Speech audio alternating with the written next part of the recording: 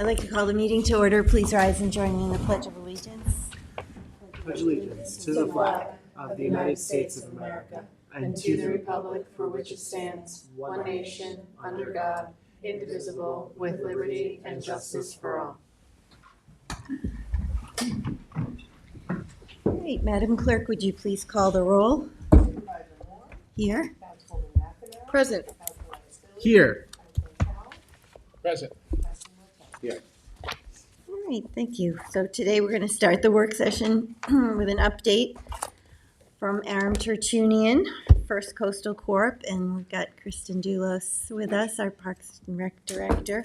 Why don't you come on up, and you're going to tell us about a variety of matters like the ECDs and the beach erosion and the gabions and conflog and FIMP. We could be here a long time. It's quite a menu. Well, thank you very much, Madam Supervisor, for the invitation to come here today. But let me start by saying what a pleasure it is to work with town staff, with such professional, dedicated department heads and their staff that execute the policy of this board. It's really refreshing to have such a great group, two of which are joining me today. Oh, Kathleen, hi. I didn't even see you Thank you. there. So, Thanks, Aaron. We agree. That all the time. Yeah, I know you agree, and if you Completely read the agree. local papers, you agree even more. So we're going to start off today talking about the Sagaponic Bridgehampton Beach Restoration Project. You have in your packet our final draft of our fifth and final newsletter of the project. We're really happy, excited, and otherwise overjoyed that we were able to complete this project. I've put some of the highlights into the outline. So this project extends from Flying Point Beach on the west end to Tan Line Road on the east end, 5.6 miles. We started in February and we completed all the sand placement by April 19th. We're currently demobilizing equipment, most of which is already gone from the end of Ocean Road and Sag Main Beach. There's one piece that is still to be disassembled at the end of Ocean Road that will be gone by the weekend. Can I just stop you for a second? Because you just glossed over the whole fact that you and Kathleen and the work that you did on getting this project to completion and all of the work you did with Fish and Wildlife and the DEC. And it was no small feat. I know it was many sleepless nights, and you're just kind of glossing over that whole aspect of this project. It wasn't simply, we did this project. There was, it wasn't as simple as it has been in years past. It didn't go as smoothly. And you guys put in countless hours and time and dedication to getting this through to completion because, let's face it, it would have been left literally a gaping hole if you hadn't pushed as you did to get it to completion. So I want to start by saying thank you. Well, that's very gracious, appreciated.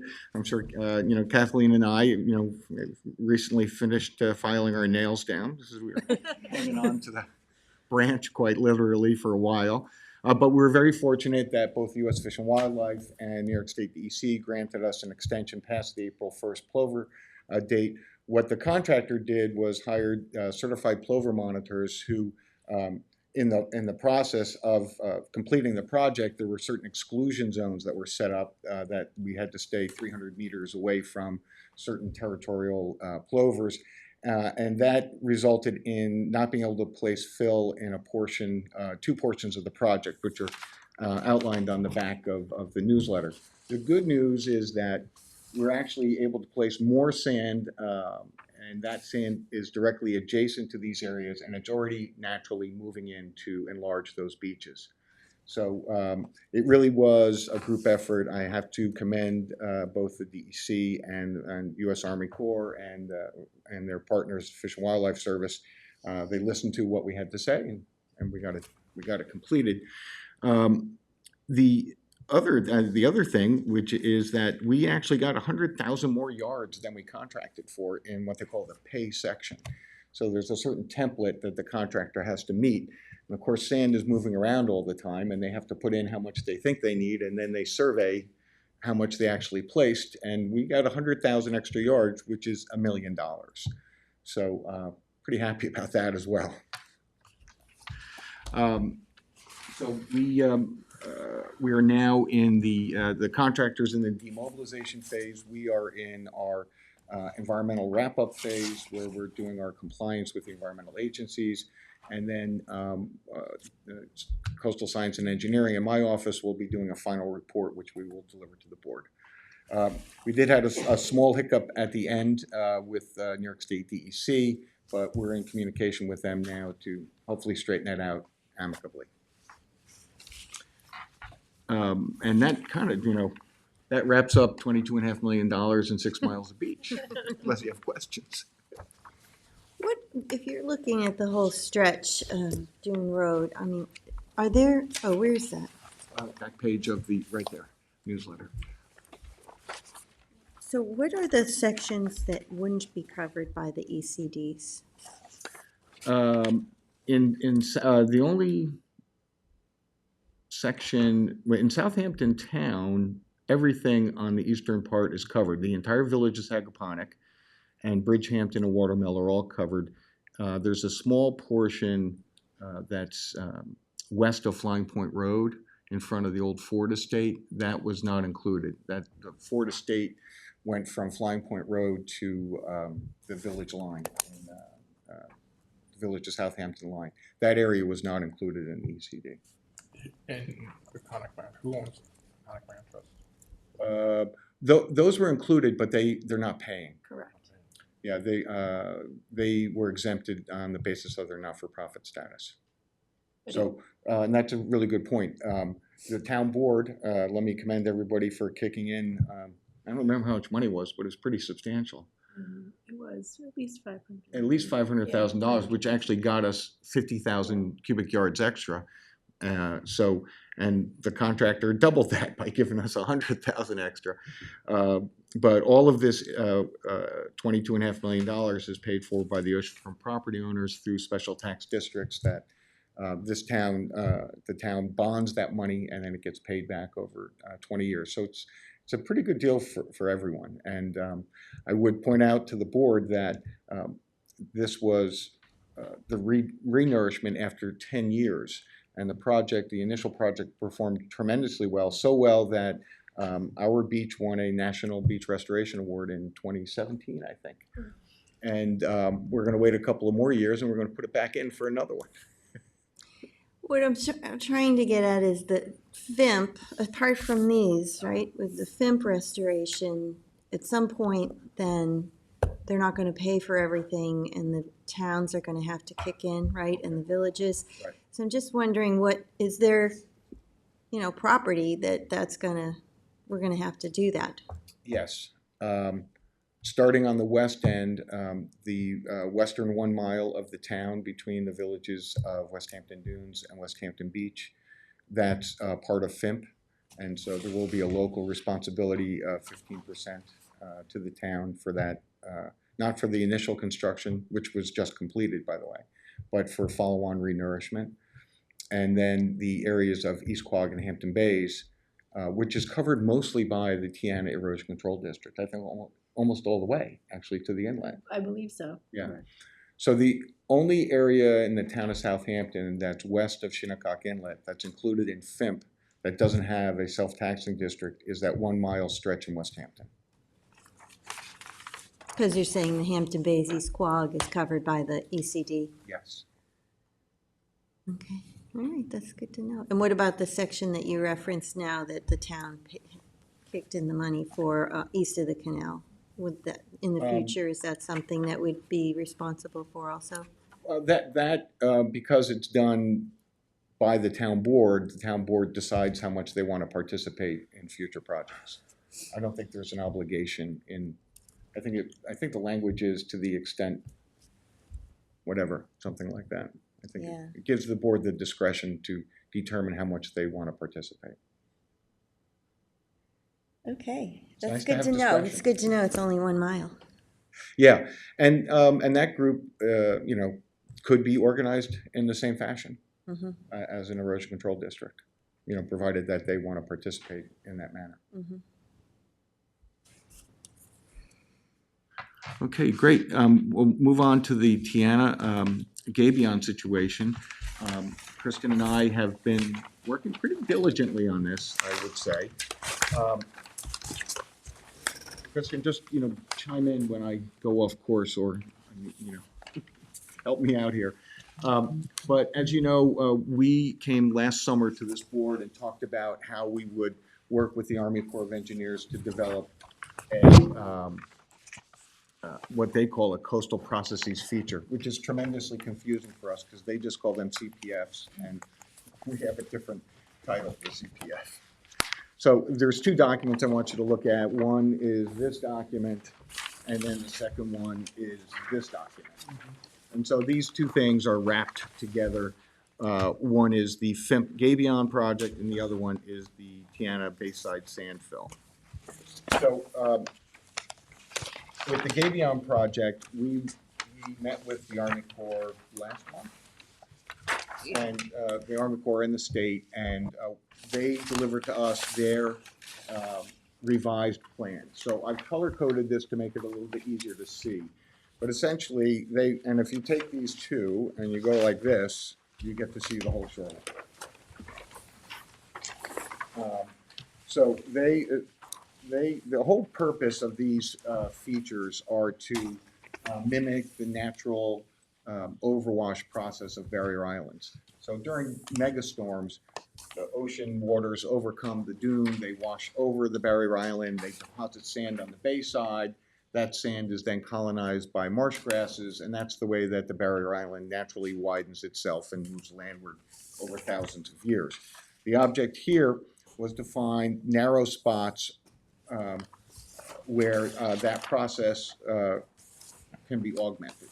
And so if you'll see, the first one is almost opposite Mermaid Lane, and everything that's in that brownish orangey color, that's sand fill. That's going to be about elevation 1 foot above sea level, which is the level necessary for marsh creation. And then if you move to the second photo, you see that's the area which is the Tiana Bayside facilities are. And you can see again, the brownish area is the sand fill at elevation 1. There's actually a smaller area just seaward of the parking lot where it's going to be elevation 5. And then the yellow is the slope down to meet the natural, the existing bay bottom. It's a lot of fill. Yeah. A lot of fill. So when Kristen looked at this originally, it was like, hold it, we got a lot of stuff going on there, and we're not sure that this is the best way to treat it.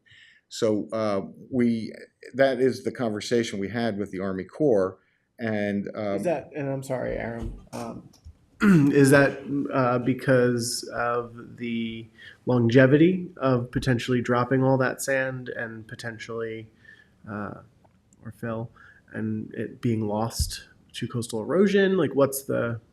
Well, I think the bigger issue is it subsumes all of the facilities that are currently being used for recreation, oyster farming, docking, sailing, swimming, and pushes all of that, hundreds of feet into the bay, basically fills in the existing boat basin that's there, and encroaches very closely upon existing eelgrass beds. I thought we were having a conversation about the crescents. Yes. Yeah. Well, that is what the conversation that it took us several months to set up with the Army Corps that we had. And so what we've agreed to do is we're going to evaluate this plan. We've got the plan I presented to you last time, and another one that I think actually might be better. And we're going to sit down with the engineering folks and see if that's something that we can do. So there's a small complication here, and I know we're getting into the weeds, but it's important for the board to know. At the federal level, there's something called the Coastal Barrier Resources Act, and this is an act of Congress where they identify certain portions of the beach where there will be no federal expenditures. So a portion of Tiana is in a Coastal Barrier Resource Act area, and so there can't be any federal money spent at all. Fortunately, the area where we're working in is what's called an otherwise protected area, where the only prohibition is against federal flood insurance. So the Army Corps can actually spend money to do this type of sand fill because it's a nature-based process. So can you just go back, because people are gonna, and won't understand why this and this doesn't apply for over here. Can you explain why? Well, in the first area, in the western part, which is on sheet 111, that's directly opposite Mermaid Lane. That's a very narrow section of beach. There is, I think, a reasonable need that can be identified to widen and stabilize the barrier island there. This is an area where in the past there have been overwashes from the ocean. I mean, why this is not, why you can't apply for federal funding for this. Oh, okay. People won't understand why we can get funded over here, but you can't get funded over here. Yeah, so there's a map that has been created by Congress, can only be amended by Congress, and it's called the Coastal Barrier Resource Area Map. And it's identified units, and the beach here, the natural undeveloped beach that's in the county portion is designated as one of those areas. Whereas areas that have structures in them, which is, for example, the pavilion and the residential development, those are excluded because they were developed prior to the adoption of the act.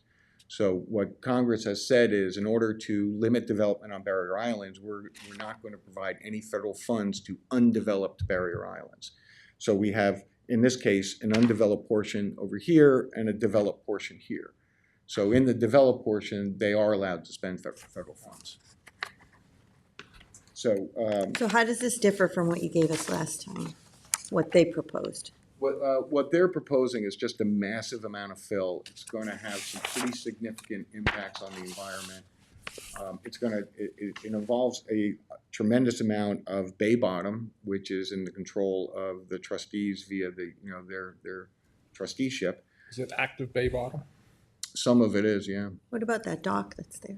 Yeah, well, the dock would They're be. taking that out? Well, their response to us when we said, you're covering up the docking areas, well, just extend the dock seaward. I'm like, well, you just also filled in the boat basin, so there's nowhere for the boat, there's no depth of water for the boats.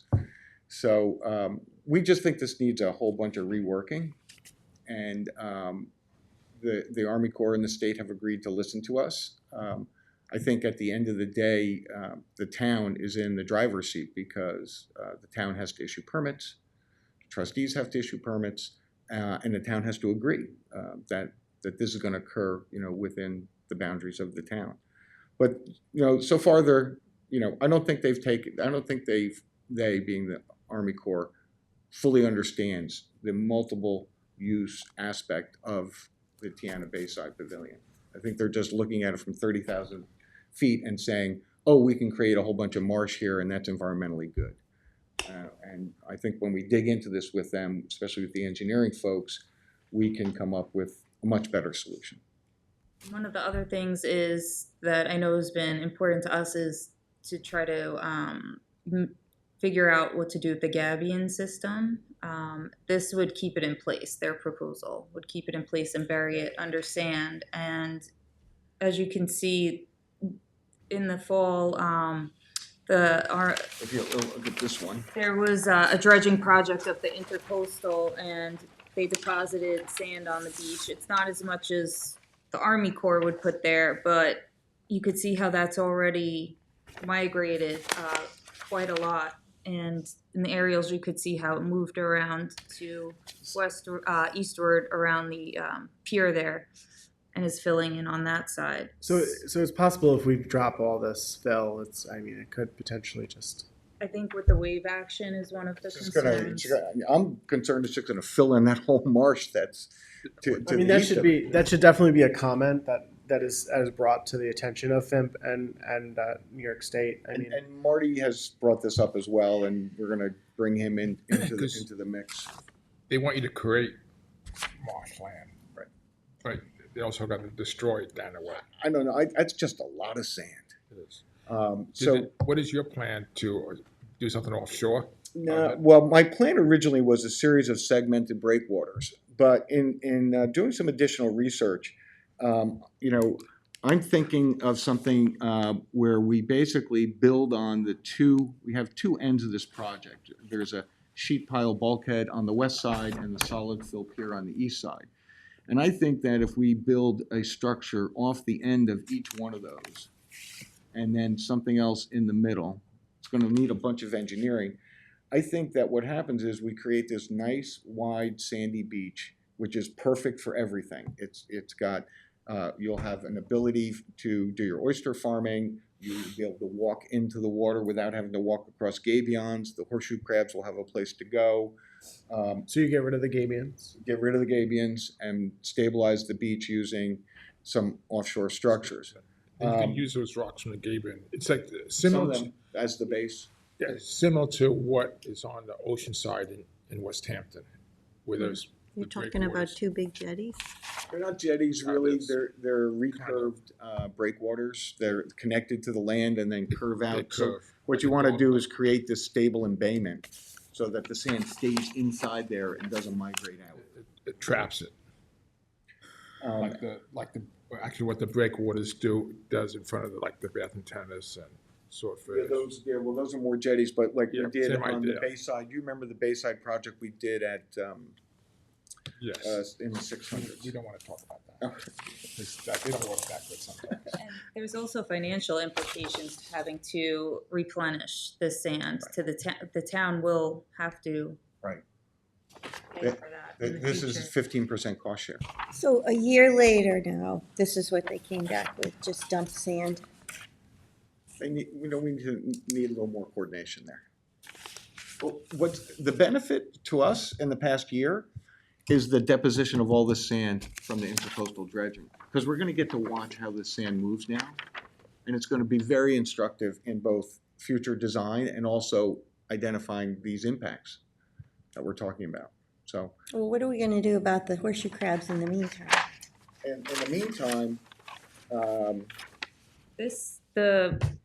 The eastern side of the property still has sand over the gabion, so it's really the western portion where we might have to have volunteers moving them again.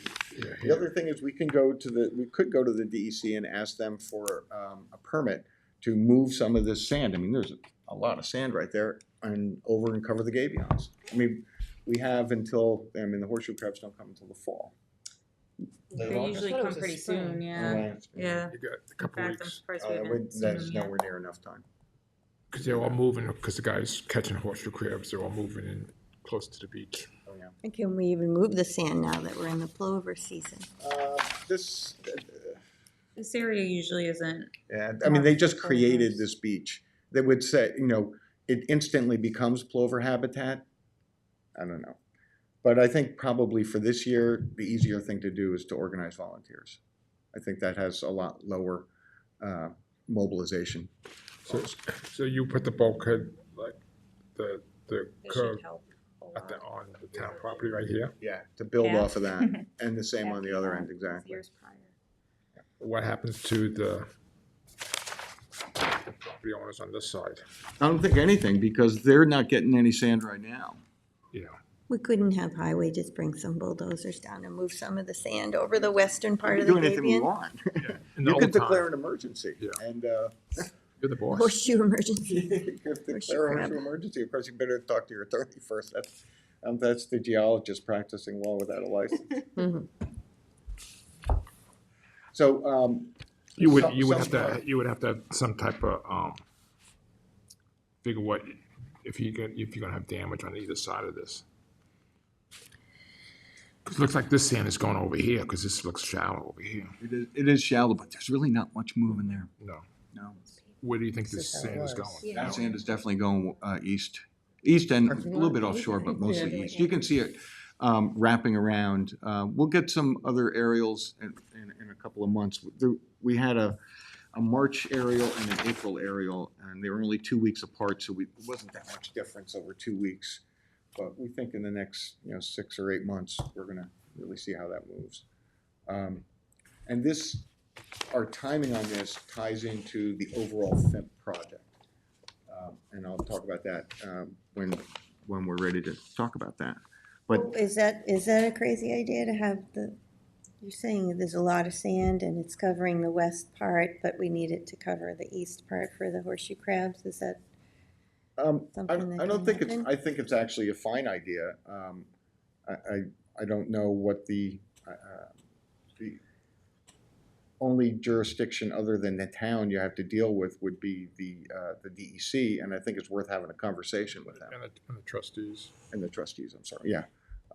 So I think it's worth having a conversation with the DEC about, listen, this is what we'd like to do, this is why we'd like to do it, we need to do it in a couple of weeks. Are you open to this idea or not? You could almost do it in-house, because you could take the excavator, what we bought, Yeah, that's what I mean. and go on a couple of town dump trucks and just go. So it's certainly easier than getting volunteers down there every night, right? Or is it every night to lift the crabs over the gabion? For a good, 2 probably weeks. 2 week period, yeah. 3 weeks. Cornell has their facility there, so they've been really the ones spearheading it. They've been extremely helpful in coordinating that. And You don't think they would just walk down and find their way back in past now?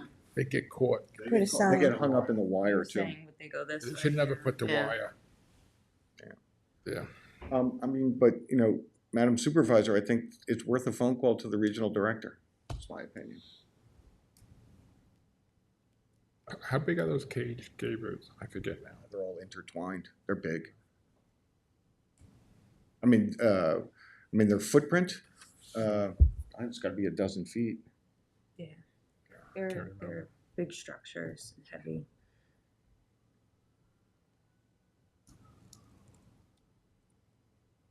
I'd be happy to write something up for you. Are you if would talking like me about to. Amanda Lefton, the commissioner? No, the regional director, Kathy Haas, Region 1. It's a pretty long stretch. Yeah. I mean, if it's not a reasonable thing to do, tell me now, but if it's, makes sense for, but then it's gonna interfere with your analysis of how the sand is moving. Not enough to matter. Mhm. I could reach out to the wildlife people and at the DEC and ask them if it's something they'd be willing to consider. What do you mean, in what way?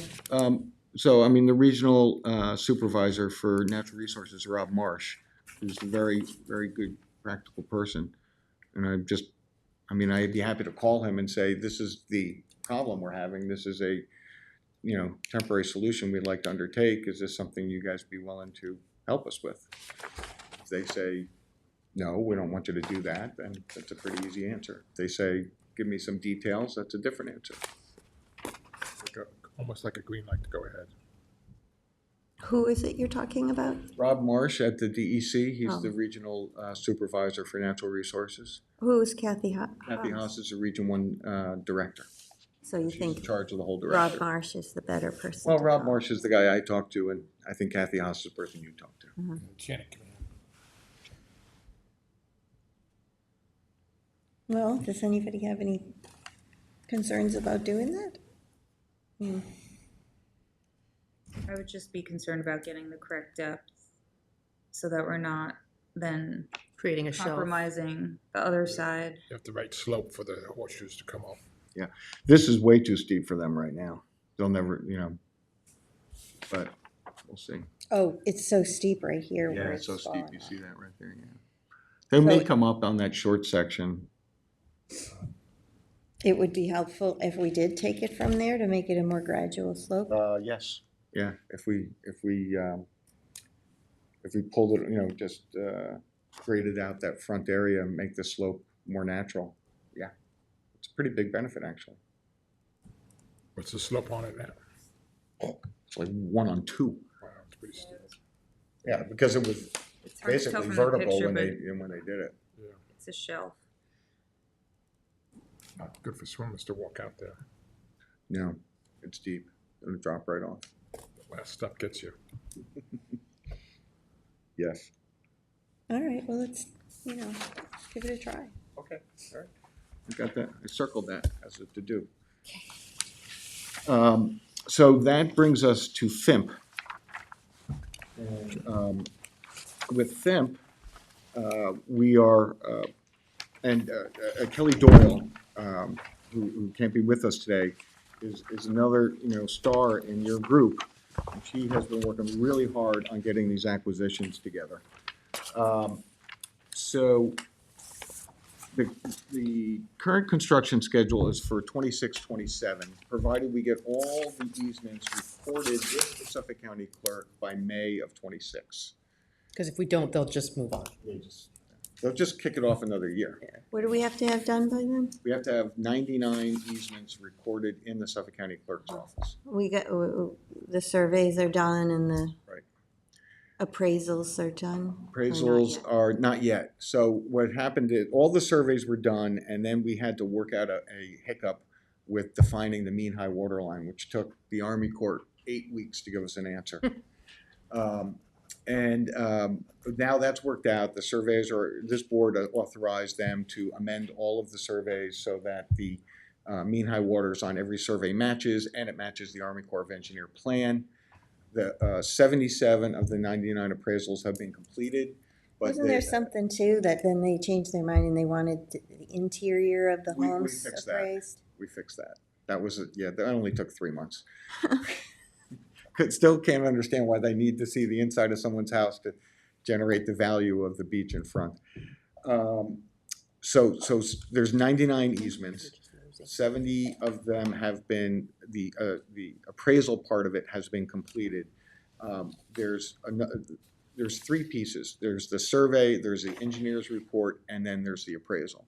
So the surveys are done and the appraisals are done. The engineering reports are now being completed because we've worked out the mean high water line issue. When the appraiser gets those 2 documents, the survey and the engineer's report, they will finalize their appraisal. What we've done is, there's a group of them that are going to be completed, and every appraisal has to be approved by the Army Corps. So we have to send them to the state has to send them to the Army Corps has to approve them, and then bring them back. So we don't want to do all the appraisals and finalize everything until they agree that the first couple are right. Because once the first couple are right, then the rest of them become pretty straightforward. I've gotten assurances from people in planning and from the colonel in the district that they're going to be, quote unquote, more responsive to our timeline. So we expect that within the next, 30 to 60 days, that we're going to complete this first tranche of appraisals and have them transmitted to the state and the Army Corps for their review.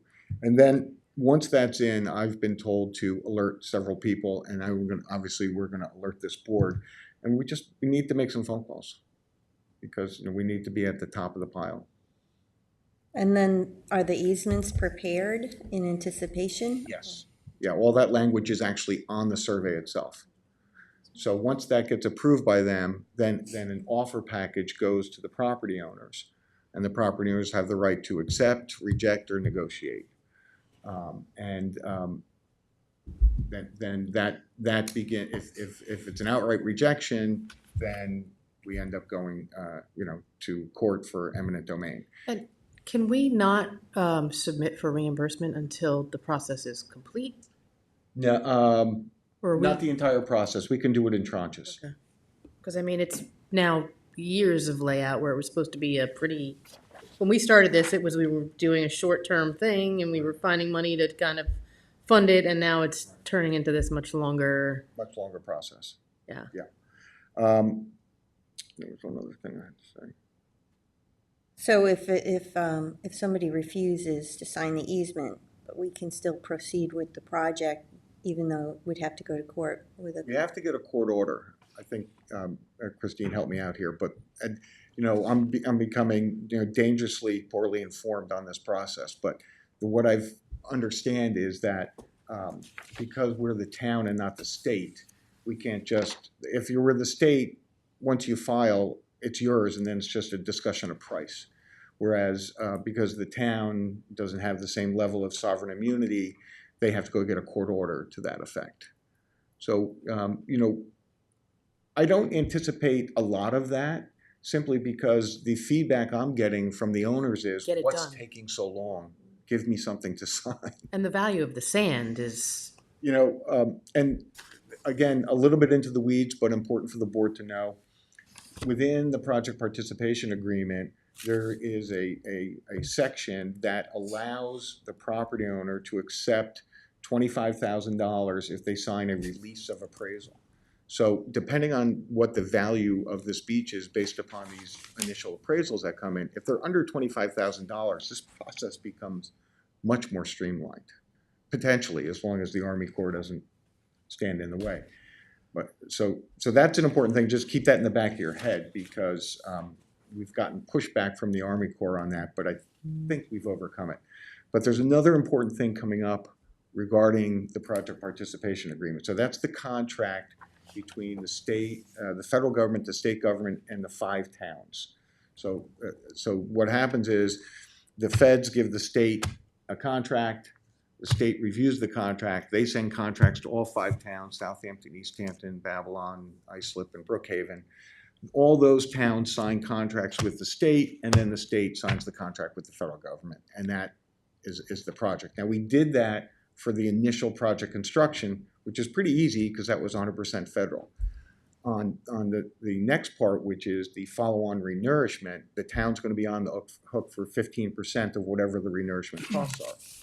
So what we have told the state is, well, when you send us the contract, you better tell us how much money it's going to cost us, because that's the first thing the town board's going to want to know is, what are we obligating ourselves to? So That goes into effect when? Once you sign it. The 15%. On the next, so initial construction is 100% federal, when that will occur 26, 27 on the current schedule. 4 years from then will be the first renourishment, and that will be your 15%. It's 29, around 30. So But, so just for the 1 mile? no, it's for all of FIMP within the town. So the East Quogue, Hampton Bays, and West Hampton. Is that split 15 per town, or is it done by? It's done by frontage. It's I thought done by your project cost. I thought you were saying East Quogue and Hampton Bays was covered by the ECDs. Well, if the town board decides that the ECD is paying the 15%, then it's covered by the ECD. Oh, I think that's an internal discussion with the board and with the erosion control district. mhm. Because there's also a bunch of county land that's in there. Mhm. And so, let's not forget, if they get a benefit, they get a bill. So I think, and the reason I'm bringing this up now is because Fire Island and Montauk have already gotten their beach fills. And so they want to get on the schedule for the renourishment. But the Army Corps wants all 5 towns, the Army Corps and the state want all 5 towns to sign this second agreement for the next 30 years. And, quite bluntly, what I told the Army Corps was, the town's not going to sign anything until you help us get this stupid easement thing done. So, What, is there, you said there's a deadline on that? well, the deadline is May of 26. That's the deadline they're giving us. And my answer is, if you're going to give us a deadline and you want the town to sign this 30-year agreement, you've got to tell us how much it's going to cost, and you've got to help us get through this first It's process. not only that, like Brookhaven didn't have to front the costs for the No, because it was done under FEME. The county was the local cooperator on the Fire Island work. The county fronted the cost. Yeah. So, with that information, now or in the future, tell me what other things I should be saying to the state and that the attorney's office, Kelly and Jim, should be saying to the state regarding the town's willingness to participate in signing this next 30 years, and what we need in return so that we can actually get our first project done, because everybody else is already done. The other towns are done? Yeah. And in fact, the West Hampton section is done because that was just completed this past winter. So they can't get another renourishment. So Fire Island was done 2 years ago. They're coming up for a renourishment in a couple of years. They can't get that until this 30-year contract is signed by all 5 towns. So if it goes beyond that 4 years, don't the costs then escalate to them? And their 15% that they signed on to is now bigger, or they Well, haven't signed on They yet? haven't signed on yet. Because that's what all has to be figured out. And if you recall what happened this winter, there was a big kerfuffle over emergency work that took place on Fire Island. And so because they don't have the second contract for renourishment, and they got their project got damaged, they had to go into the nationwide emergency money pool to get enough money to do the repairs. Well, that's going to be way harder to do in the future. So 15%, does some of that get passed on to the villages that are impacted? Well, again, this is going to be a conversation between the town board, the ECDs, and the villages, but, pro rata seems reasonable. Yeah. Those discussions, though, should probably happen sooner rather I than later. think sooner than later. Because they're gonna come and start, saying, we want you to sign the PPA. So we need to know what our position is. West Hampton Dunes is already under a separate Um, agreement, right? no, that agreement, told the moment that they got this latest sand. That was the last That was the last. confusion. Oh, Yeah. okay, so So they're that gonna, was, that 30-year agreement ended when FIMP became final, and they just got their initial tranche of sand. So now they're into the same pool as Fire Island and Montauk. Do we have any numbers at what 15% may look like? I've run some stuff that it's all based on how many cubic yards of sand get placed on the beach. So, What the cost of that sand But is you- every time that they do. I'm sorry. But you've asked, or you will be asking, right, for something much more concrete for us to consider. Oh, yeah. It's been suggested that that's something that the town board will need, as well as some of the other, surrounding legislatures, to just decipher whether or not, Yeah, no, we've made that very clear. We have meetings every 2 weeks. Yep. We've been saying that to them for 6 months. I understand the state has come up with a calculation, but they haven't finalized it yet. But from my perspective, representing you guys, I want to know how much sand is going on which section of beach, how often, and how they're calculating their mobilization charges and their per cubic yard charge, because that's the way this stuff is done. And we know, I can just tell you that doing 1.2 million yards at $22.5 million is a bargain because the town did it, not the Army Corps. yeah. The town gets it literally about, I don't know, we pay about 60% of what the Army Corps would pay on the same exact So project. would it be in our interest for us to do these projects and have them pay us? No, because the mobilization charges on these things are what kill you. It's like $5.8 million to get a dredge. But so that's my question on that too. If they give us an amount, we just saw this project and weather and mobilization costs and, it can all vary significantly. And then, so if we're agreeing to something and there's bad weather or mobilization costs go through the roof, are we on the hook for the increases?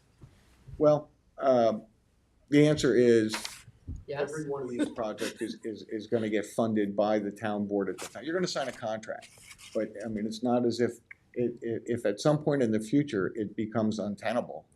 I don't think you're obligated to do That's it. why my question is, can we sign a contract up to a certain dollar amount, at which point we just go, we're out?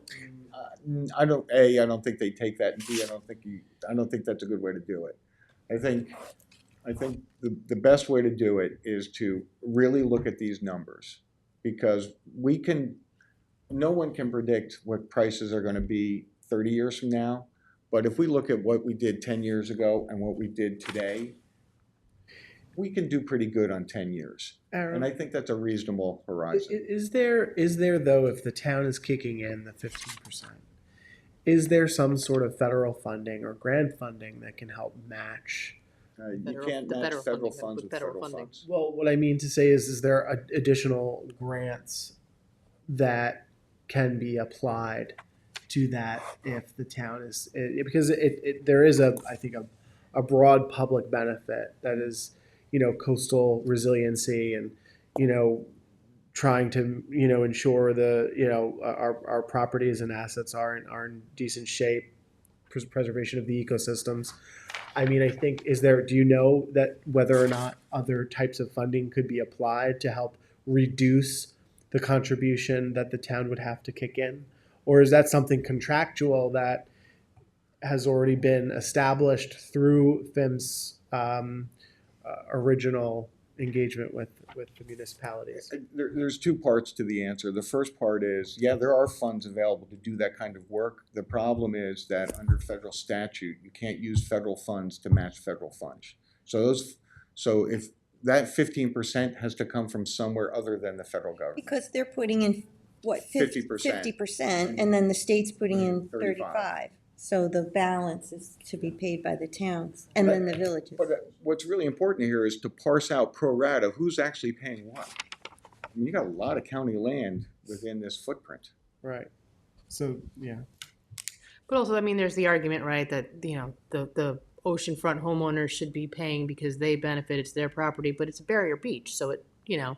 And there's a lot of benefits to go around. Yeah. The town is a significant have property owner itself with beaches. the town parks and CPF properties. Another question to ask is, can you use CPF money on CPF property? Right. I don't know the answer to that. It's like maintenance, Correct. probably I think can. there actually on the The way the town, statute is currently Yeah. written. there's a discussion of this on the Talk town about- website. Yeah, that talks about if, I'm going to paraphrase because I read it a while ago, but basically if it's being used to mitigate or repair damage that was caused to the property, then it potentially is eligible. I think that's on homes or historical buildings. No, it's on specifically on beach Land? restoration. Oh. Because, The water So quality there's- ones or the CPF? CPF. It's right on the town website. Somebody asked this question like 10 years ago.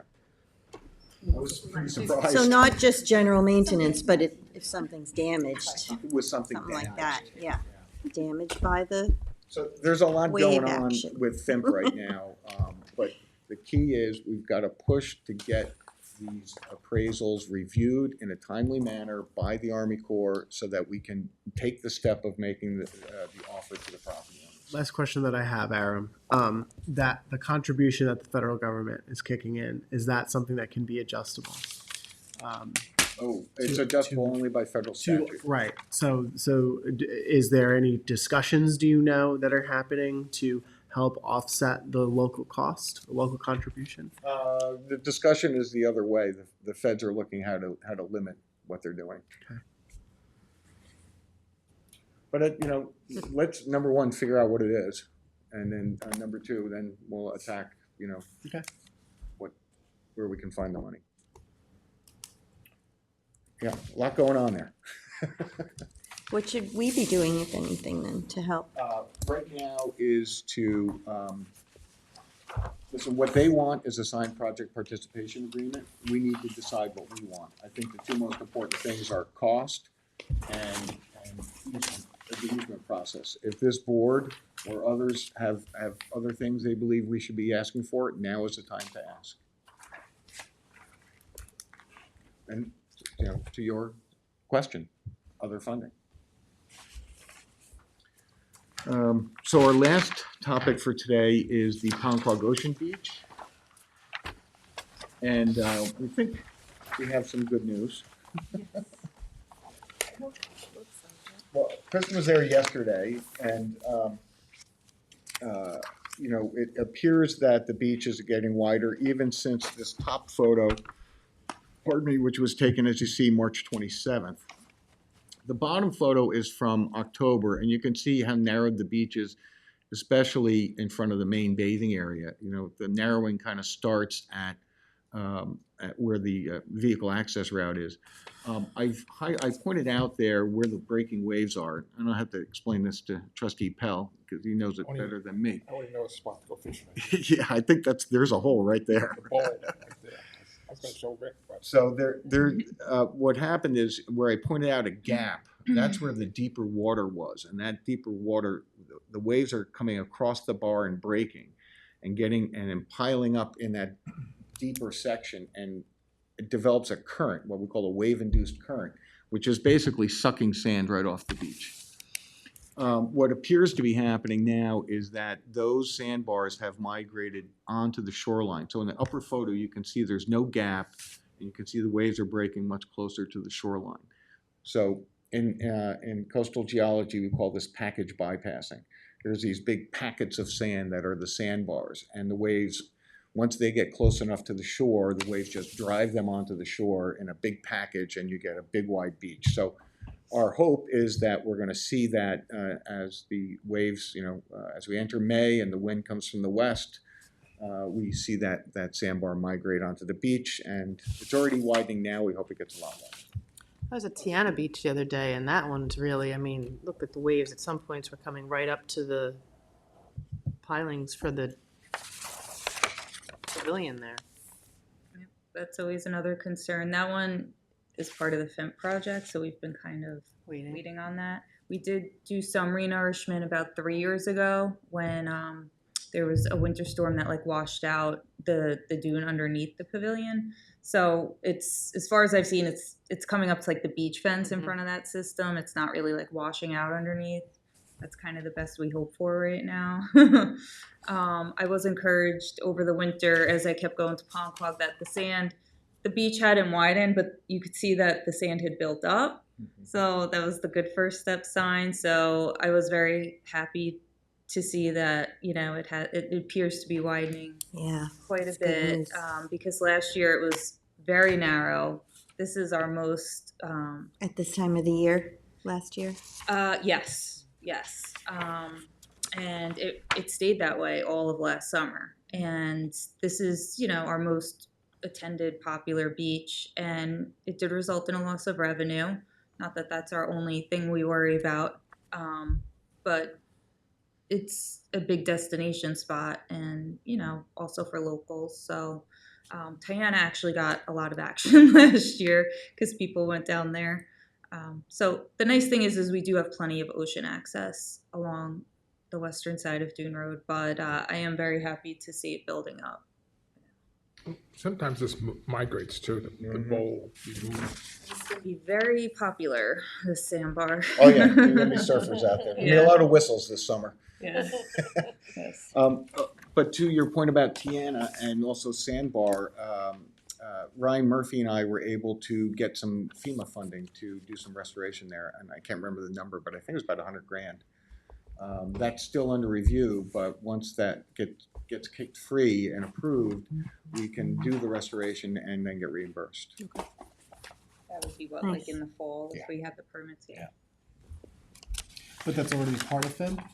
Yes, So how are you able to get the FEMA funding? because FIMP hasn't been built in that area yet, so we're still a quote-unquote FEMA engineered beach. The moment that Army Corps builds FIMP, FEMA's gone. Then we get into the Army Corps emergency PL 85. I was just clarifying because of federal funds, Right. FIM, FEMA. You're always looking for that extra dollar, aren't you? Are we still looking at anything to help with Wozy? Wozy's a problem. Wozy's only going to be solved with a structural solution. There doesn't seem to be an appetite for that right now On whose part? on everybody's part, because the problem with Wozy is that the combination of wave-induced currents and waves are too much for beach-sized sand. It's just unstable under those conditions. So you either have to reduce that wave energy and reduce the current velocity so beach sand can be stable, or you have to use much heavier sand. And the heavier sand is located in Borough Area 6C, but the Army Corps doesn't want to pay to go get it. And when they first did the project, Trustee Pell, you may remember the first time they did it, which is a while ago, it lasted like 2 or 3 years. It's because they used heavier grain size sand from It's an like- offshore borough site. Yeah, it's farther off where the sand doesn't get tumbled as much. Exactly. But And you have still, the fishing boats and all that kind of stuff. Argue. it'd probably just be better to put something there to interfere with the wave energy. There's some instead of really good sand. designs that have been developed over time that would really solve that problem. It's just, there's no appetite at the state level to permit any type of offshore structure like that. And the cost, you would definitely need the Army Corps and the state to participate because the cost of those structures is astronomical. Like you could put like what they do, like the offshore reefs. Yeah. You just move them in closer. Yeah. The fishermen will like it. The surfers aren't going to like it as much, but there is a way to accommodate a surf break and stabilize that beach. it certainly can be done, but I don't see the appetite. So right now, the Offshore. advice is and I compliment Ryan Murphy again, he, as soon as we heard about the Ponquag Bridge thing, he reached out immediately to the county and the state and said, we need a stockpile of sand because you're not coming across that bridge anymore, and we're gonna haul this stuff all the way down Dune Road. That's gonna way increase costs and it's gonna rip up all our roads.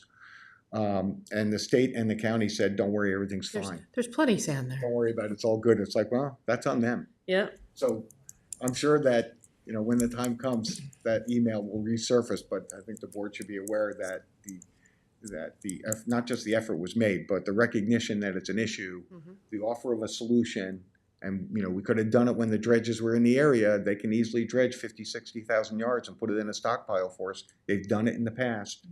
They were like, have a nice day. So. Do you have, Did that Mecox, stocked it up and went up and down the beach with it. do you have a recollection of what some of you mentioned that there were already some good designs? Is that, what kind of structures?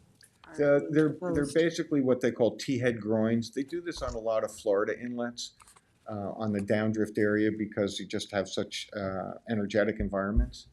And there's basically a jetty goes out from the shoreline, and then you put a T on the end of it, and basically you create these pocket beaches, and that just slows everything down enough that the beach is stable.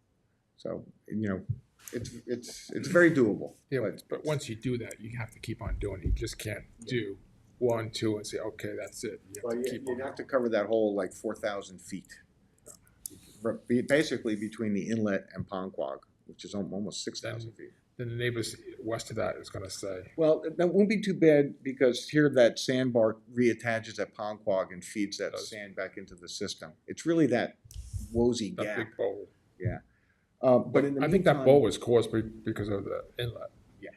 When they did that jetty, they should have went out. It definitely increased. Oh, like a dog leg.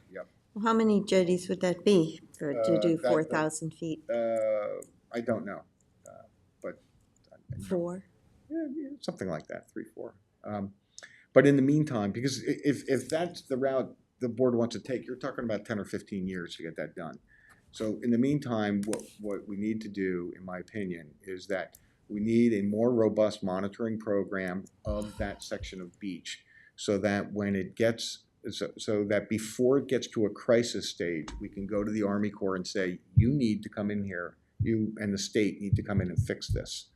Because it's part of their project. It's below project spec right now, I'm telling you that. And it's always an absolute scramble, because what happens is, we get to the point where the dune is 12 feet wide and the water's coming over, and then we're like, oh, we need to do something. Speaking of monitoring, I recall last year we did some sort of work session. I think you were involved with this, Kristen, with the cameras and the feed of some of our beaches. Didn't we look at that? Yes. Oh, Tom Iden came Yeah. in.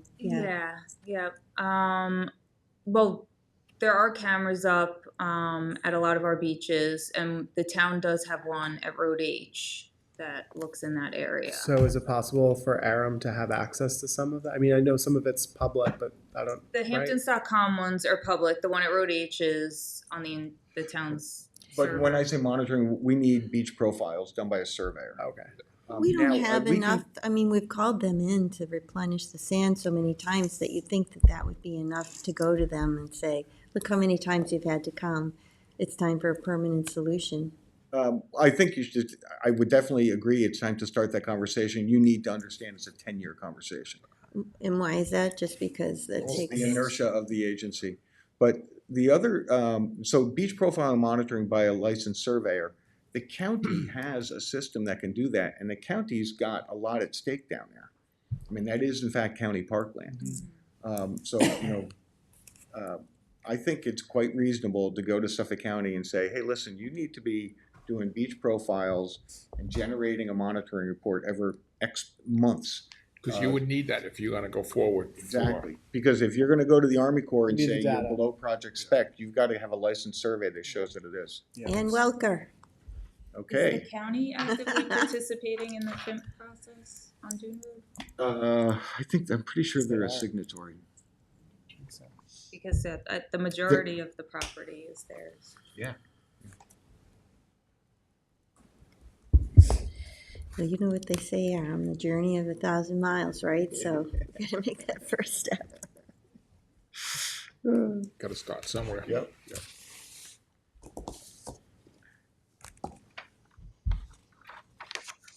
These aren't new problems either. No, they're not new problems, but I think, especially with Woolsey, because there's a lot of infrastructure at stake down there, and any breach in that area is going to have far-ranging consequences, both environmentally and economically. There's commercial fleets there. Yeah, so Know that. yeah, you know that. So I think the county has actually been a pretty good partner, I got to say. The last couple of emergencies, they've really stepped up. I mean, they showed up with people, equipment. They had their top, people down there. I mean, the chief engineer, Bill Hillman, was there. He's County retired executive now. showed up. What's The that? county executive The showed county up. executive showed up. So I think that, reaching out to them makes a ton of sense. They know they've got stuff at risk, and I think that's a good partnership. Do you think, though, that you would have enough to at least make the initial ask of the Army Corps without that, and then have them come back and say, no, we need you to submit some monitoring that takes place over a certain year's time? I mean, couldn't you, based on what's happened in the past and how they've had to come out and... Yeah, the short answer is yes, we can do that. Yes, we can make a request. The way the process is, the request goes from the town to the state to the Army Corps. And we can make that, and my suggestion is you pull the county in because that gives you more weight, and say that the project is under spec, and we want you to come in and evaluate an emergency project, and we want you also to look at a longer term solution. The answer to that question is yes. Okay. Might be the way to go. Is that a letter I'm drafting for you, Supervisor? I'd like that. Does anybody have any? Yeah. I think that's a... I'm fine with it, because someone has to You start. don't know until you If just not- try. Kristen will be back here right before she retires and ask her for the future. You never know how, well, you might just hit it right at the right time. You never know. And if they come back and ask for the survey, we can do it. Exactly. Or we can do it in the meantime. And I think the county has data. We could, I'll reach out to DPW, see what they have. Maybe they can give us some more ammunition.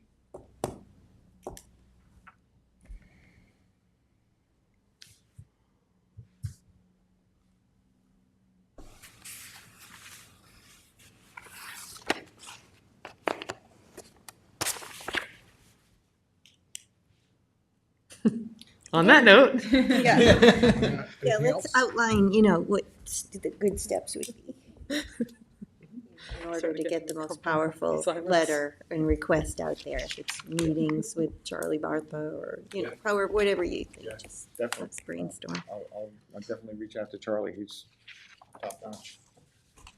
So, if that's all the questions, I want to say thank you again to town staff on the Sag Bridge project. Kathleen Murray, everybody knows she's a superstar, but there was, such incredible cooperation. The town trustees, Chip Marin was there all the time. He was on every meeting. The village of Sagaponic was there. In the wrap up, Kristen was there in the very beginning, helping. It was whatever you need, and that was, that's. I can tell you, as somebody who's juggling all those balls, when I have people are saying yes to me, it's really, really good. And then at the end, when we had to wrap it up, PD, Chief Kiernan and Charlie McCardle on Highway were like, whatever you guys need to get that done, get it done. So that was really good. And of course, Marty Shea in the very beginning helping us with the permits. But the one thing that nobody ever mentions is the comptroller's office. So I want to say thank you to them because getting the checks out the door is pretty important with the Yeah. dredgers. Yeah, we got top-notch team in there too. And I want to thank the town board for their support, 10 years ago and today. This is a marquee project. And when you go and you look at the sand on that beach, you're not going to be able to tell the difference between what we put there and what was there before. It is amazing how well the sand matched. Very cool. Well, thank you, Aaron. We And couldn't that have done wasn't it by, without and you. that wasn't by coincidence. I think this board missed the whole, like, profiling and taking samples and. Well, we're just digging holes on the beach. That's what we like to do. Well, thank you for your guidance throughout and always being here for us. My pleasure. All right, good update. Hopefully the next town board in 10 years, will be thanking the 10 board. Yeah. 10 years, From 10 years ago, right. I'll call you just to circle back on what we, And if we're thanking everybody, we should I've got probably some thank the notes governor's already. office and Congressman Malola's office for their help. And Well, thank you, and I was remiss, and that is really important. I happened coincidentally, there was a good coincidence here. I happened to be in Washington at at my annual coastal conference. Oops, sorry. And when all of our extension needs were taking place, and I reached out to Lolota's office, and they could not have been more cooperative. And I'm pretty sure we got 30 days from the U.S. Fish and Wildlife because of the assistance of his office. And also the supervisor, and I know you reached out to the executives, the Albany Executive Office, and all of those things are. It's. I can't tell you how important it is for me and people in our position to know that we have the support of people like you and the congressmen and our other elected representatives when we go to these resource agencies, that they understand this is really important. yeah, it became, if you know somebody, call somebody.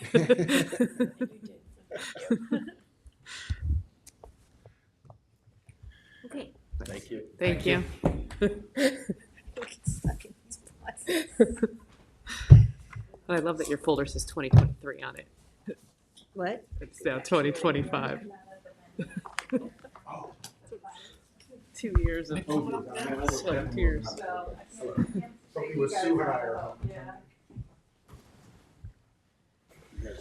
We are. Thanks, everyone. All right, so our next topic is the Jackson Avenue redevelopment plan capital project update from Nick Jimenez, our capital projects manager. Thanks for joining us today. That's okay. That's my fault. Thank you. Thanks. Thank you, Nick. You're welcome. Always glad to see your paperwork.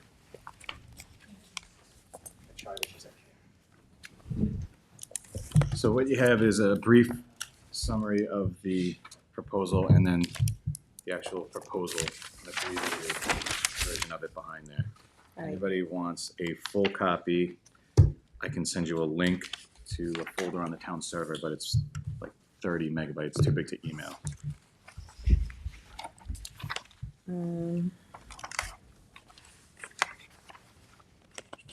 Wait 1 second, please. Let me just get my.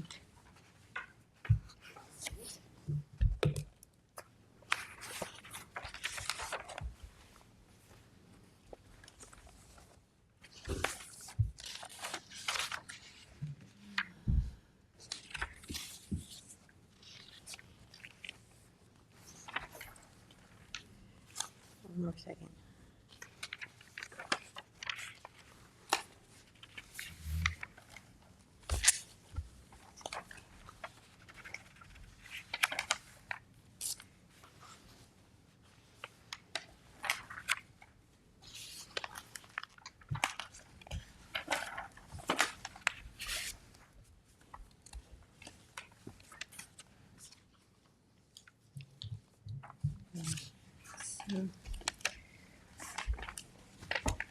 Why don't you start from the beginning? This is something that the town had looked at previously.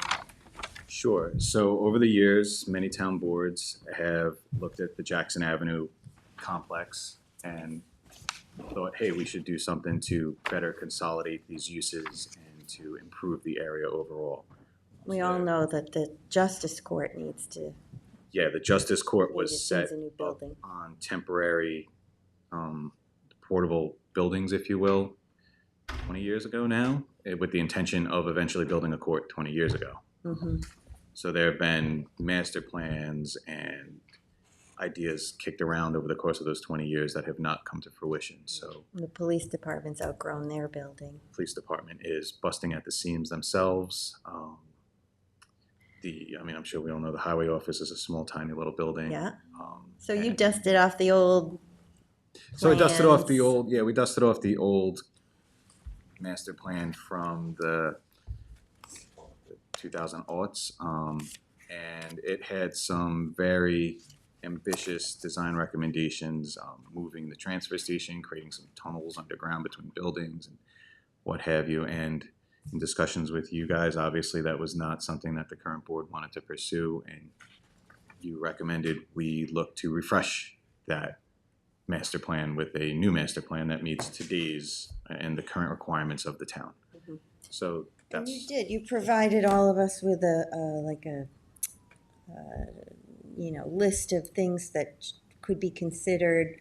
And before you went out with an RFP, not an RFP, but you went out and contacted some firms. Yeah, we contacted 4 local firms. I worked with land management because it's more of a planning function at this point than architecture or engineering. Obviously, architects and engineers will be involved, but it's a master plan. So it's looking, a macro view of the facility as opposed to a micro view. We're looking for massing diagrams of where this facility could go and where that facility could be placed, as opposed to what the actual architecture of those facilities are going to be. So big square and rectangular boxes as opposed to refined architectural Yeah. designs. As though it were a blank slate. As though it were a blank slate. So, part of this would be consolidating the court and the police department into a justice center, consolidating as much as we could the maintenance garages and uses over there. There is obviously plans for a water resource recovery facility that we could tap into. We're hoping to do obviously green infrastructure, solar, biodigester, central cooling plant for the whole facility, and really just clean it up and make it, walkable, possibly a new administration building for whatever town functions the board, deems fit to be, relocated over there. And make it walkable, make it secure, where you have separation between employees and the public, both in parking and within the buildings, and a couple other amenities within those buildings and facilities as well.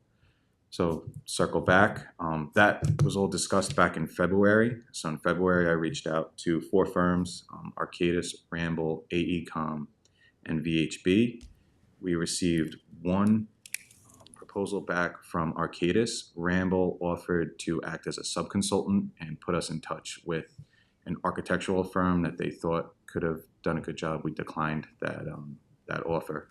And then, of course, AECom and VHB declined to provide a proposal at all. So I've reviewed Arcadis's proposal. It's impressive, to say the least. They're putting in my opinion, they're putting a good team together. Everybody has experience in master planning, just overall facility design for a very wide array of projects. Cities, mixed-use facilities, there are some Suffolk County Municipal Complex Master Plan, U.S. Food and Drug Administration, again, another university. Those are all outlined, again, in the sheet that I gave you. They're further detailed in the proposal here. The most impressive aspect of the proposal, which I couldn't detail on my own, you just have to read it for yourself if you're interested, is the method statement, where they actually outlined how they would go about conducting the development of the master plan. I found it to be very in-depth. What page is that on? The pages aren't numbered, but it's towards the end. I mean, it's the last, method statement. Okay. And if you get through their entire method statement of how they imagine undertaking this project, it elapses around 6 months, approximately 23 weeks, if I round it up. Called it 6 months. And that's aggressive. There's a lot of work that's going to be required on the town side, of course, working with the consultant in terms of getting them information on the facilities, who works in the facilities, what type of new facilities is the town interested in, who's going to work in those new facilities, and where best should those new facilities be sited. Yeah. at the campus. Yeah, they'll need to know specifics need to about know and, employees, how many in each building. Mhm. Exactly. To get that, again, those massing diagrams and just a square foot. Nick, as you know, we've been talking a lot with the animal shelter. They're going to be undergoing some upgrades. Would that be, I know that there's been some discussion about the shelter and individual conversations with the shelter. Would that be included in any of this, or this would be more focused on a comprehensive? So the shelter is technically part of the Jackson Avenue complex. And we own the building. And we own the building. So yeah, it would definitely be part of this master plan, whether the shelter is recommended to stay in its current position or perhaps, construct a new shelter. So they'll look at it. Yes, definitely. Yeah, the only items that currently exist out there that we pretty much excluded were the park. So we're not going to rip up the new pickleball courts, the basketball courts, the turf fields, or the skate park and the hockey rink as well. So those would stay on the easternmost extents of the park. But a major part of this is tying the new facility and the new campus into that park via either walking trails or some type of interconnectivity, so that if residents came to take care of business at town or at a town facility, they could then enjoy the park afterwards, vice versa. Right. That's great. So with that,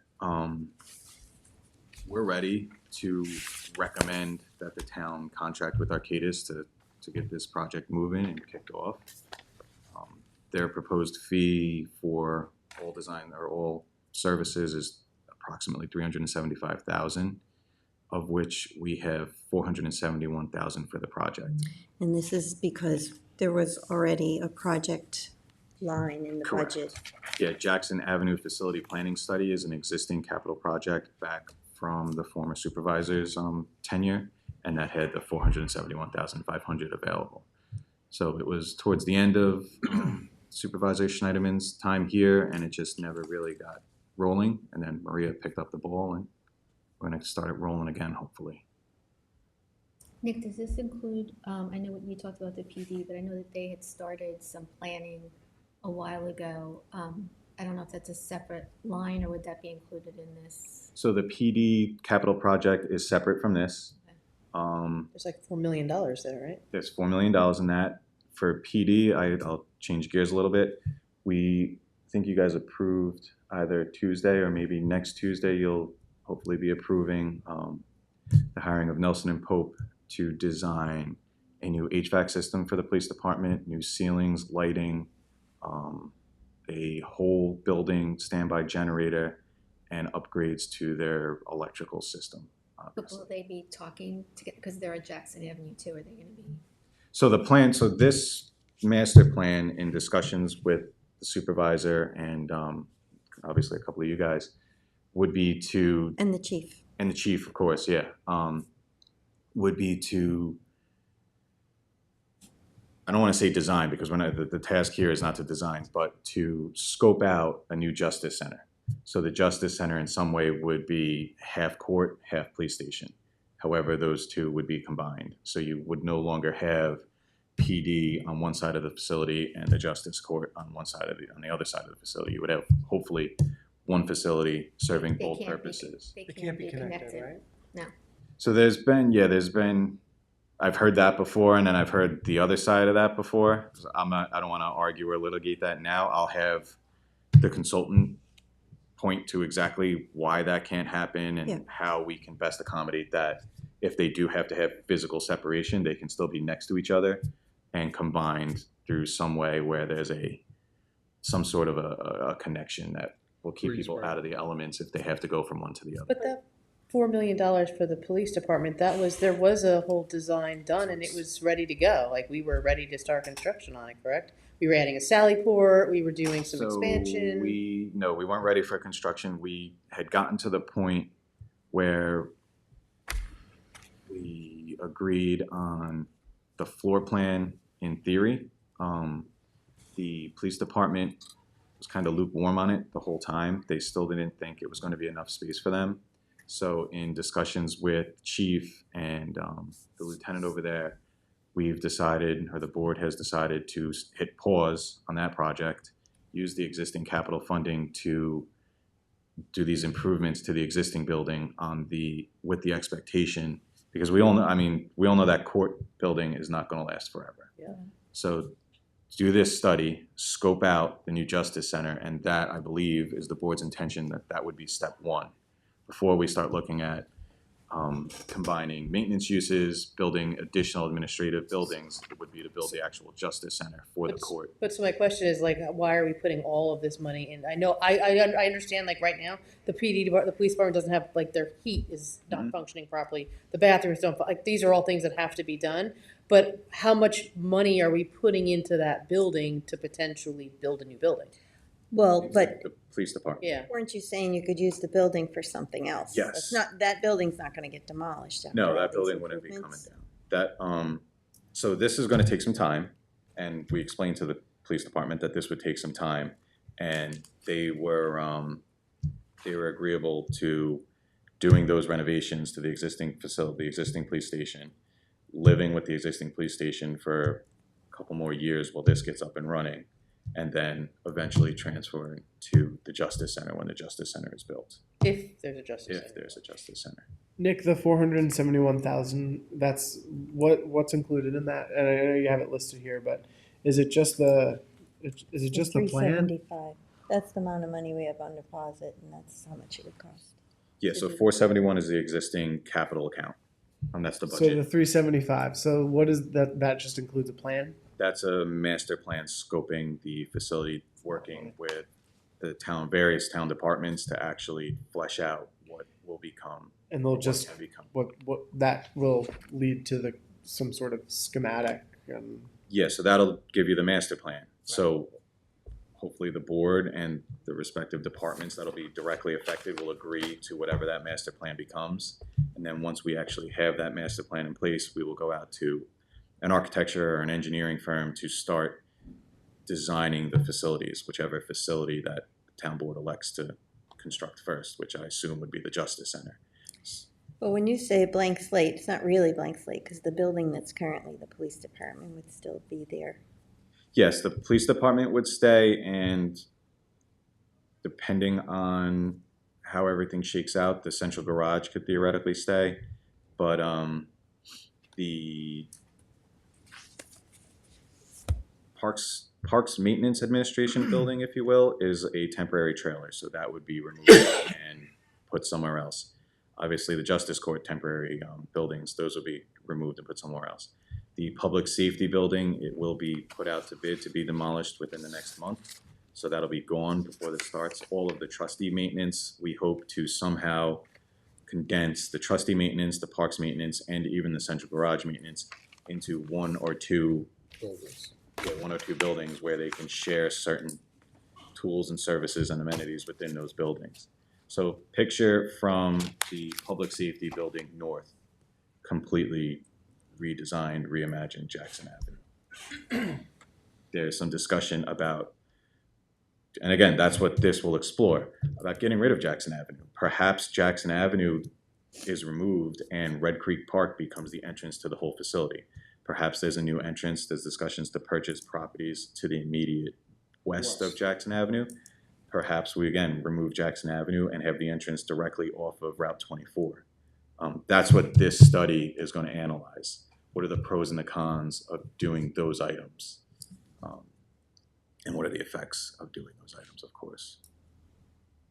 So, question. Can that $4 million for the police department, I mean, minus what you need to do to, repair the issues that are existing now? Well, I guess this is a Dorothy question. Could that be used towards construction of the new police department? So my understanding is that most of that money is bonded money, and it is specifically in the bond resolution slated for the existing police department. There may be some magic Dorothy can work, since police department, to change that, but that's my understanding right now, that it's for the existing building. So we do have a nice budget to fix that place up for them. That's what I mean. I mean, if we're gonna put millions of dollars into that building, So again, the police department, right now, that's the police department. They have nowhere else to go. should they vacate that into a new justice center or a new police department, on the other side of the facility, built to suit their needs at that time, the current building can be repurposed into either office space, storage space, but There's also the public safety building. Public next door safety is that's gonna- been that's vacant coming for a down. long time. Is that being demolished soon? yeah, within the next month it'll be going out to bid, and then Can I ask you hopefully a within the question on next that? 2-3 months it'll be down. Not changing the subject. Sure. On that, could we demolish it ourselves in-house? Because we have the equipment now. I would have to speak to the highway superintendent and see if they're comfortable. That's a bigger building. It's got a basement. Okay. So it's a little more involved than taking down a residential structure. Yeah. But if we do have the equipment, if he's comfortable assigning his employees to do that, sure. So it's Between safe. between highway and waste management, we could work together, take buildings down. That's without a question. It's good to know. I mean, the chief said to me that he wasn't comfortable with the design. He Yeah, wasn't he ready just to wasn't do it. happy with it. After many iterations, he felt it still wasn't going to be enough space. But that he did say he needed, like you pointed out, the heating is bad and the bathrooms and, Yeah, so Are the we putting an building, elevator in that so building? for him to, excuse me, Are we putting an elevator in that building? not, that was part of the design for the expansion, but it's not. At least I haven't considered that yet. I could consider it. Oh, because But yeah, so the biggest issue in the police department right now is that heating. Heating and cooling, frankly, because they have issues in cooling in the summer and heating in the winter. It's like the town hall. well, the heat in their conference room, if it's either on or it's off, and it got. I Yeah, it's like a went there sauna Monday for a or meeting, it's and an it ice was like, box. if anybody needs to cut weight, go sit in the conference room because it was like 95 degrees. It's not this. But to go back to the Jackson Avenue study, again, I came here to brief you guys and hopefully get your blessing to move forward with Arcadis. If you're comfortable, they're also the consultant working on the Riverside Water Resource Recovery Facility. So this was we just went out to, Yeah, I worked with Janice. I asked Janice for some planning firms. As opposed to going out to the whole world, we were trying to fast track this a little more. So she recommended the 4 planning firms.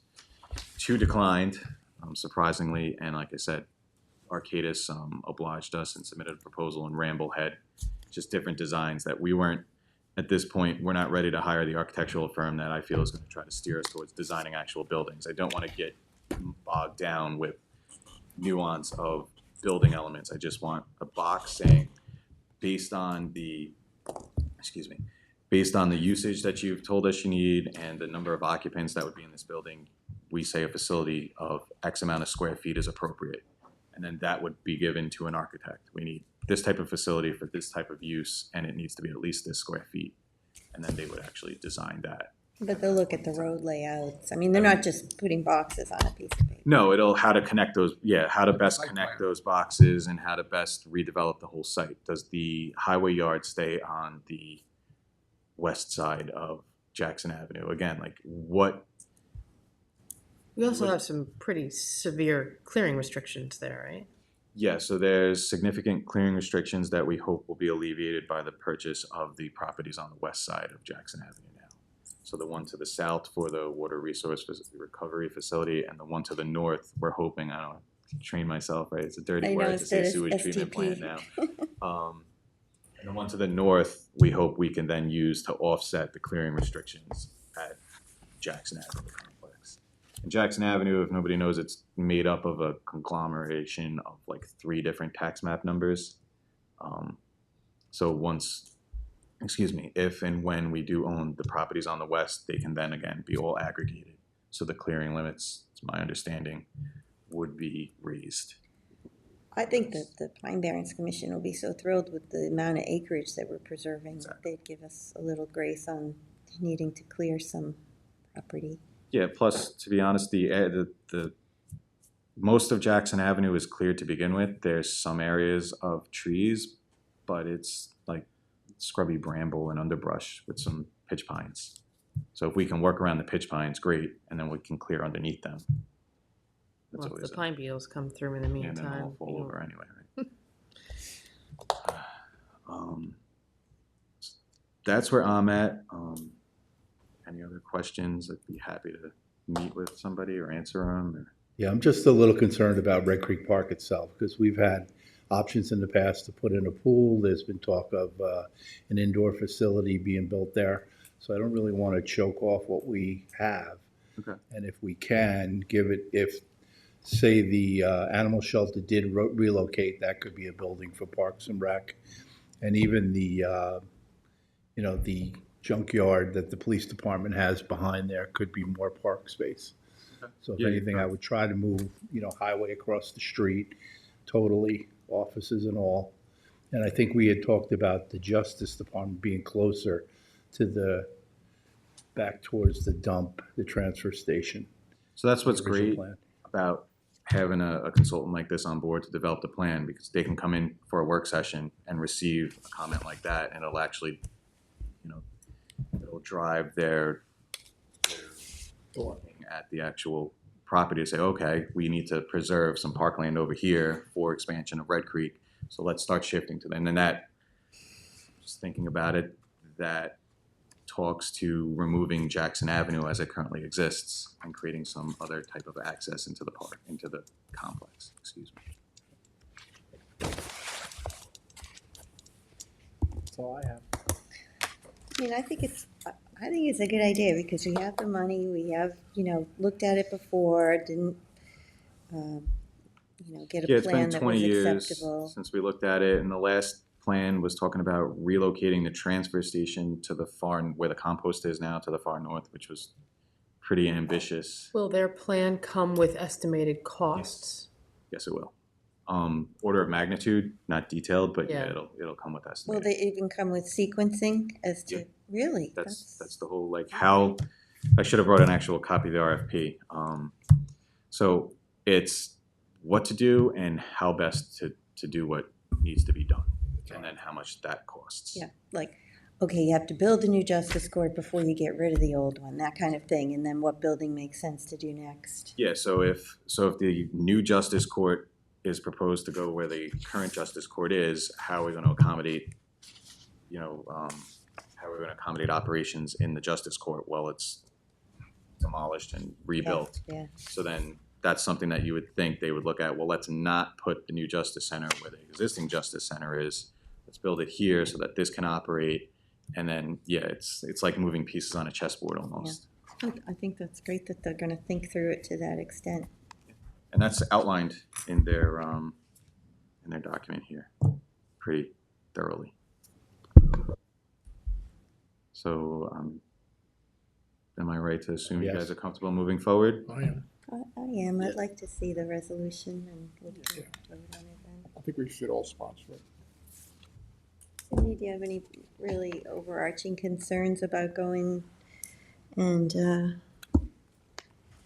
just getting the, a plan that we can work with? Yeah, no, the police department and the justice court have to be priority one on anything we do, so. Absolutely. And I'd love to have a discussion. If you know anything else, I mean, I've talked to Chief Kiernan, but if there's anything you know of that needs to be or should be replaced or fixed at the police department now, let me know. I'm all ears, because we have a very aggressive budget to go in there. And I mean, to put the money into the building, it's a lot of money to put in the building, but it's desperately needed, and, they decide that they definitely deserve to have functioning restrooms and, heat that, keeps the building at a comfortable temperature, and, so. Yeah. We're trying And to this work. is gonna take a little while, so we gotta do what we need to do for them in the meantime.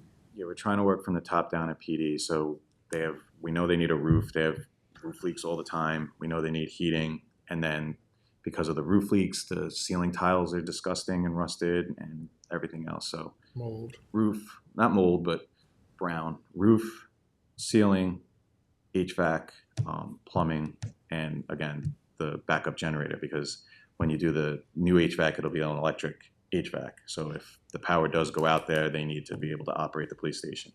So that's how that ties in. We were gonna have to do this anyway for their building, Yeah, right? this was all Even though gonna- we were correct. expanding it. This was all going to be done, so we kind of we just did a 180 on the on that project. We were going to expand the building and make everything nice in the new expanded part, and then go into, once everybody moved out, go into the existing building and do the rest, or at least whatever wasn't touched with the expansion, which would have obviously been ceilings and paint and the roof. So now we're just doing the We're doing upgrades that first. correct. And Um, we, frankly, because we did the 180, and we always knew that once that new expansion was done, we would need to fund the improvements for the existing building. If Yeah. for whatever reason, the board says, this is all well and good, but we're not gonna put PD in a new building, we can always go back to expanding PD later. So what would this, what do you have that you said's coming? Is it a resolution to go out to bid for those? No, it'll be a resolution to award a contract to We already did go Arcadis. out. No, Yes. not this one, the one for the PD upgrades. Oh, PD will be a resolution to hire Nelson and Pope to design those improvements. So I need a design for the HVAC system, and I need a design for the generator. And then part of the HVAC system includes obviously the ceiling grid, because it'll be the cassettes. I don't know if there's no cassettes in this room. Okay. And then lighting, because the lighting there too is kind of depressing. Like Yes. I'm getting by all this time, jeez. Yeah, it's a Work in progress. work in progress. There's They've been waiting for us, a new board. Oh, Bill. that. All right, well, thank you, this is great. You're very welcome. Thank you.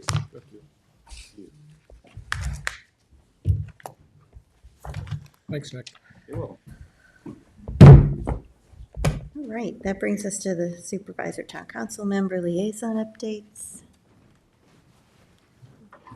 You ready? You want to start? I attended Saturday evening. I attended the Hampton Bays Fire Department installation dinner, where they recognized District Secretary Dave Van Scoy. He served 13 years as a fireman, 20 years as commissioner, and 29 years as district secretary. And they also, which was a surprise of the night,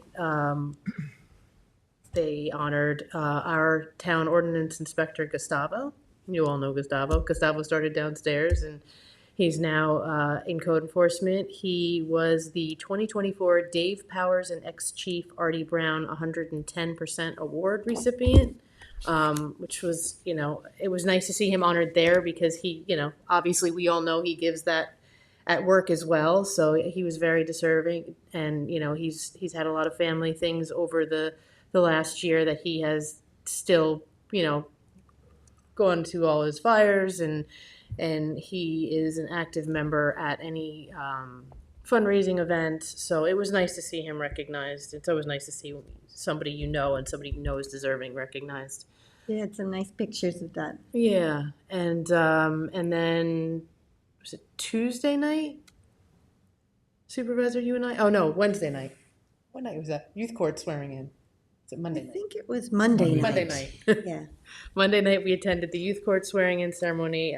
Judge Gunn was there to swear in the new members of youth court. Councilman Martell and Supervisor Moore and I were able to give a little bit of, I think we got graduation cords and a pin and a proclamation or certificate to the seniors in the program. Mhm. It was nice to hear from some of them. There were so many of them. Yeah, there's a lot of kids involved in that program, and it's really great to see, and and how they explained it, and how it's taught all of them to be empathy, and it's a great program, and I'm proud of us as a town that we have that program, and thank Tracy Colson at Youth Bureau and Kara Back and And Alexis Catalano, she's our new youth coordinator Yeah. counselor. She put a lot of work into pulling that together. Yeah, it was another group that was almost the victim of COVID. The membership went down to almost nothing during COVID, so it was really good to see a rebound. Yeah. Yep. And the Great East End cleanup is this weekend, Saturday and Sunday, so a lot of groups are signed up, which is great to see. That's all I got. All right, thank you. Michael, do you have anything? Yeah, just on Earth Day, I went over to Long Beach really quickly. They were doing a cleanup with Surf Rider, legislator Ann Welker. Her office was there. Day Dayton of Long Pond Greenbelt. A lot of folks came out to volunteer and clean up the beach. It was very nice. Also, last week or so ago, I went to the police department with Chief Kiernan. and our CTV team to film what is to become our up-and-coming PSAs. A key recommendation in the traffic task force final report is to also put out PSAs on our website, social media platforms, and our Sun TV forums so that people are aware of some of the rules of the road. So we're going to be putting those out very soon. And also this Saturday, come join me and Bill, as well as some other folks, the Southampton Animal Shelter Foundation for Adopt a Pet Day at 11 a.m. At the animal shelter. So we hope to see you there. You can come foster a pet or adopt one. Nice. Thank you. You're welcome. See, yesterday I went to the Southern Pine Beetle Symposium that they had in Riverhead at the community college, that the county executive was there, and he had put together a great panel. There were people from the DEC and the Pine Barrens Commission and the state representatives of the U.S. Forestry, and they just gave a very comprehensive explanation of when the pine beetles got here and, the damage, the wreaking havoc on the pine barrens, and a little bit about what we can do, but it doesn't seem as though, we're going to be able to get rid of them. They just have to thin out some of the trees so that they don't go from tree to tree. And, they give off this scent that when they're attacking a tree that calls all the other beetles. So if there's more space in between the trees, apparently they wouldn't be able to communicate as well. So that's why the thinning will work. And, there were a lot of people from the community there too with questions. So it was nice that they did it. I appreciated all the information. Well, I reported on the blacktops, all the projects to highway a few nights ago. But I've been working on the Bel Air and Hampton Bays. I'm behind schedule, so I apologize to the people in Hampton Bays. I hope to have, in the near future, maybe in another 3 or 4 weeks, have a plan. Once I bring it to the town board and they like it, then I can go out to the community and get their opinions on it. Mm-hmm. We did look at some renderings, Yes. right? Mm-hmm. Pretty much narrowed down to 2 pieces, two different plans. But a lot of people have been waiting for that for a while. Yeah, I just be want to very know. nice. It's still in our focus. Thank you. So last night Supervisor Moore and I went to the EMS Advisory Board, and Bill, on behalf of us, we're going to ask you to ask the Highway Department when they're paving to make sure they contact emergency services. Sometimes it goes through the police department, sometimes it doesn't, and then it filters down to them. They had issues with getting people to the Hampton Bays ambulance barn because of the paving and the closure of the road. So if you could put that in a little note to them. Yeah, that's pretty easy. It was interesting last night because we got to hear from Stony Brook Hospital about their new emergency center in East Hampton, and the criteria it takes on whether you take them to East Hampton or bring them to Stony Brook, Southampton. And we learned a lot. I mean, there's enough abbreviations to choke a horse when you go to one of those presentations, but it's very interesting to me on how they decide once you get in an ambulance where you actually go, whether it's a trauma center or a level 1 trauma center. So very informative last night. And they had the pictures of the different injuries, which some of them were hard to look at. I know. So you keep looking down. I know. If it's an amputation, don't go here, go there. So luckily in that building too, a few nights earlier, I had taken the Narcan training again there, sponsored again by Stony Brook Southampton Hospital. I think it's something that I'm going to try to put together a Narcan training date in the ambulance again. I want to try to get my coaches and neighbors and all that to take the Narcan training also. I think So that's that's a good something idea. we'll be working on. I got a few requests. When I was here a few years ago, we did the native seedling giveaway, and it seemed like something that was incidental to me, but I was surprised the first day we had it how many people actually showed up for the native plantings. And I've gotten a few people noticed I'm back on the board, said, hey, I remember, and they're growing great, and I want to try to do that again. So I'm going to try to get that into the budget again. And on the Great East End cleanup, you have all the people here that have been putting it together for years. So thank you to Christine for putting that together originally. I took it over from her, and Cindy took it over from me. It's a great event. 500 plus participants, and I'll be jumping around on Sunday trying to catch up with a few of the groups. Excellent, thank you. Yeah, thanks Cindy for getting the word out on that so consistently. I'm glad to hear you get a good turnout. And thanks to Paula My for district said the all same. the work she did in Well, coordinating everybody. speaking of which, happy Administrative Assistance Week.